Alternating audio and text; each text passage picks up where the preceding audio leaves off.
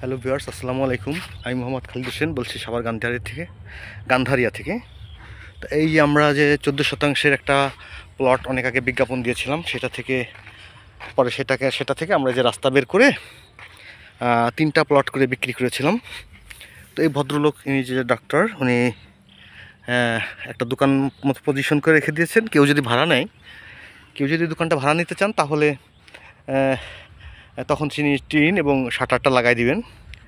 আর আরেকজন আছেন ইউনিভার্সিটির প্রফেসর, তার প্লটটা দেখেন এইভাবেই পড়ে আছে। একটা পিঁপড়াইও এসে ওনাদের জমিতে হাত দিবে না ইনশাল্লাহ, ঠিক আছে। অনেকে ভয় পান ঢাকাতে সাভারে জমি কিনতে, তো একটা পিঁপড়াতেও হাত দিতে সাহস পাবে না। এই হচ্ছে, ইনি একজন প্রফেসর। এই হচ্ছে ওনার জমিটা 3 শতাংশের, ঠিক আছে। এই হচ্ছে ওনার জমিটা 3 শতাংশের, কোন একটা পিঁপড়াতেও হাত দিবে না। আর 3.22 শতাংশের যে প্লটটা ছিল, সেই প্লট হচ্ছে এইটা। এই যে এখন প্রায় বাড়ি করে ফেলছেন।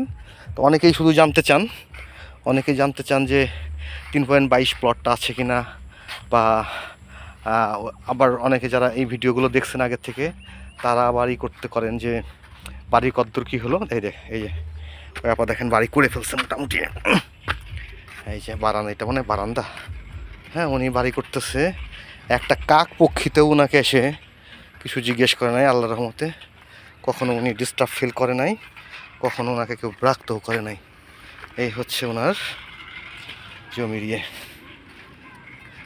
কয়তলা করেছে তাও আমরা কখনো শুনতে আসি না, হয়তো বা 3তলা বা 5তলা এরকম কিছু একটা করবে। তাই হচ্ছে 3.22, হ্যাঁ।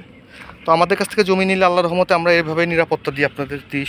আমার ক্লায়েন্টগুলোকে আমি সাধারণত, আমার কাছ থেকে যখন জমি কেউ কেনে, তাকে আমি এরকম তার সুরক্ষা, তার যত দূর যেভাবে তার কাগজপাতি, তার সব কিছু যেভাবে করা সম্ভব। ইনি একজন প্রফেসর, এনার হচ্ছে উত্তরা যে কামারপাড়া আছে না, ওইখানকার প্রাইভেট ইউনিভার্সিটির প্রফেসর।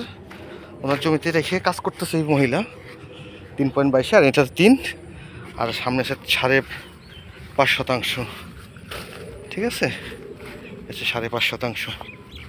তা এই ভদ্রলোক আবার সৌদি খেজুর গাছ কিছু লাগাই রাখছে, দেখি বড় হোক, সুন্দর হোক। হ্যাঁ, সৌদি খেজুর গাছ কিছু লাগাই রাখছে। তো আল্লাহর রহমতে খেজুর বড় হইলে আমরা খাইতে পারবো। আপনাদেরও দাওয়াত থাকলো। এই ভাই তো অনেক ভালো লোক, খেজুর খাইলে কিছু বলবে না, হ্যাঁ। তো এই হচ্ছে, কেউ যদি দোকানটা ভাড়া নিতে চান তাহলে যোগাযোগ করলেই দোকানের টিন এবং সামনে শাটারটা লাগাই দিবে। এদিকে খেজুর গাছ লাগানোর জন্য গর্ত করেছিল, পরে বোধহয় আর লাগাইনি। তো এই হচ্ছে।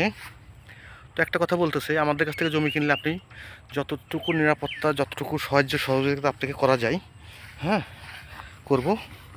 সাভারে অনেকে জমি কিনতে ভয় পান, দখল হবে, এ হবে, সে হবে, কাগজপাতি ঠিক নাই, না, এরকম কিছু না। বিশেষ করে আমার কাছ থেকে জমি কিনলে এরকম কোনো সমস্যা ইনশাল্লাহ থাকবে না। তাই হচ্ছে আমরা রাস্তা বের করে এখান থেকে আস্তে আস্তে প্লটগুলো আমরা ভিতরে নিয়ে যাব। এই হচ্ছে আমাদের টার্গেট। তো যারা নিতে চান দ্রুত যোগাযোগ করতে পারেন, হ্যাঁ।